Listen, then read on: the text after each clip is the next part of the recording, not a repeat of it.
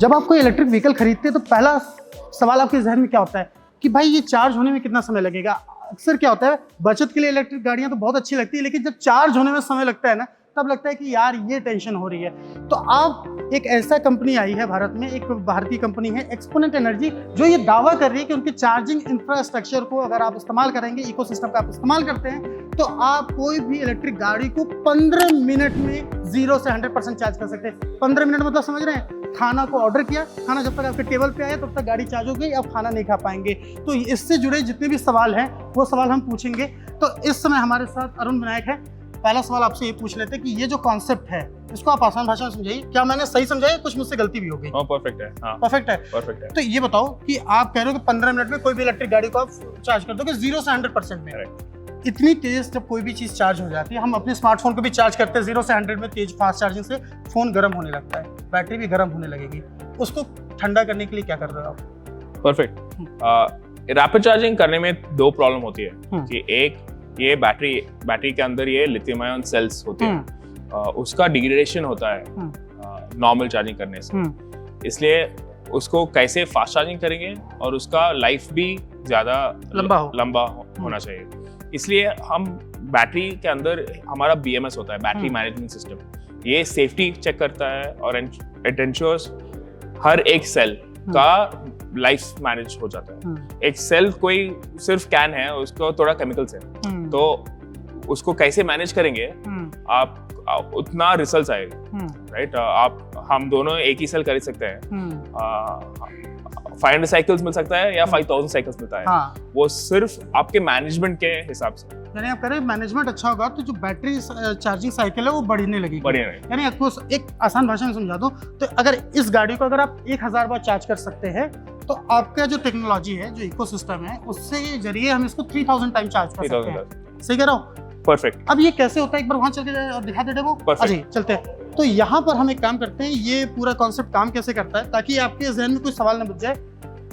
ये वही चीज है जो आप वहां पर देख रहे थे। अब ये कैसे काम करता है ये इनसे बताते हैं, आप बताइए। तो एक प्रॉब्लम के बाद में बताया कि BMS वो बैटरी के अंदर है, ठीक है, बट जब जैसे ही हम रैपिड चार्जिंग करते हैं तो करंट बहुत ज्यादा हो जाता है। ज्यादा करंट होने से हीट बहुत ज्यादा हो जाता है। तो हीट इज I²R, वो फिजिक्स है। तो हम 4 आवर चार्जिंग से 50 मिनट चार्जिंग करने से करंट 16 टाइम्स है, बट हीट 256 टाइम्स है, राइट। यानी इतना एक्सपोनेंशियल बढ़ जा रही है। एक्सपोनेंशियल है हीट। मतलब आप कह रहे हो ना कि फास्ट चार्जिंग, और ये लोगों के डर भी अंदर कि भाई हम तेजी से चार्ज कर रहे हैं, हमारी गाड़ी खराब ना हो जाए। एग्जैक्टली। तो ये जो डायरेक्ट मैंने भी कई जगह इस्तेमाल किया, फास्ट चार्जिंग के बाद कई सॉफ्टवेयर ग्लिच आने लगते हैं गाड़ियों में। तो क्या आपका सिस्टम इसलिए वही हम ठंडी पानी डाल रहे हैं, इससे ये ठंडा पानी आ रहा है। ठंडा पानी वो चार्जर से हम जब आप चार्जिंग करेंगे, यहाँ से ठंडा पानी आ रहा है, आ गया, जाएगा और उसके अंदर जाएगा और हर एक सेल से हीट एक्सट्रैक्ट करता है। अच्छा, ये क्यों चाहिए? क्योंकि आप इंजन टेक्नोलॉजी में देखोगे, आईसी इंजन, उसमें सिर्फ सादा लिक्विड कूलिंग होता है, क्योंकि वो इंजन 90-100 डिग्री सेल्सियस तक काम करती है। ये लिथियम आयन सेल बहुत सेंसिटिव है। ये कितने डिग्री तक काम कर सकता है? 25 to 35 आइडियल है। इतना अंतर आ जा रहा है। मतलब अगर आप जो पेट्रोल से चलने वाली बाइक को अगर आप 90 डिग्री पर चला सकते हैं तो इसके लिए बेस्ट जो आप बता रहे हो 25 से 35। हाँ, बट हमारा एम्बिएंट इंडिया में 40-45 डिग्री सेल्सियस तो गर्मी में हो जाता है। जून के महीने में आप 40 डिग्री, आप राजस्थान में अगर आप चला रहे हो exactly. तो 42 डिग्री टेम्परेचर है वहाँ पर। इसलिए रेगुलर लिक्विड कूलिंग काम नहीं करता। इसलिए हमें एडवांस HVAC सिस्टम चाहिए। रेफ्रिजरेशन है HVAC सिस्टम। सो इसमें ये 10 डिग्री सेल्सियस में पानी डालता है बैटरी के अंदर। 10 डिग्री पानी का टेम्परेचर है, वो अंदर जा रहा है। अब एक सवाल आपसे पूछता हूँ, HVAC सिस्टम की जो बात की, कई कंपनियां अपनी गाड़ियों में देती हैं, लेकिन उससे कीमत भी महंगी हो जाती है। आपकी कीमत सस्ती कैसे हो रही है? हाँ, तो आप ये पैसेंजर व्हीकल्स देखेंगे US यूरोप में, EVs, वो गाड़ी में ही HVAC डालते हैं, राइट। उसके बाद भी उनको सिर्फ 0 to 50% रैपिड चार्जिंग मिलता है, उसके बाद नहीं मिलता है। अब ये HVAC सिस्टम का कॉस्ट देखेंगे, वो ऑलमोस्ट 2 लाख रुपीस।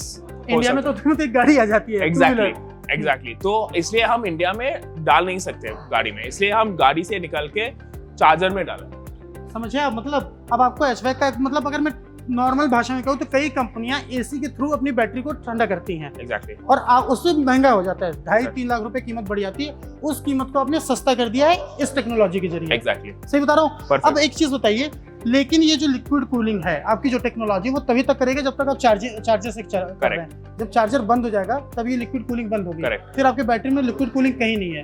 तो क्या गाड़ी चलाते हो लिक्विड कूलिंग की जरूरत नहीं पड़ती है? इंडिया में जब आप चलाते हो आप 3 घंटे 4 घंटे के लिए डिस्चार्ज करते हो तो करंट बहुत कम है, तो जब ड्राइव करते हो आपका बैटरी हीट नहीं होता है कभी। अच्छा, ये मिथ है सिर्फ कि अभी तक लोग जो कहते हैं ना कि अगर लिक्विड कूलिंग नहीं होगी तो बैटरी चल नहीं पाएगी, फट जाएगी, टाइम बम बन जाएगी। नो, वो सब नहीं है, ये बकवास है। बकवास है। ये टेम्परेचर से कुछ सेफ्टी प्रॉब्लम नहीं है, ये टेम्परेचर सिर्फ परफॉर्मेंस और लाइफ देने के लिए। सेफ्टी सेपरेट प्रॉब्लम है, सेफ्टी वो BMS का काम है, वो अलग काम है।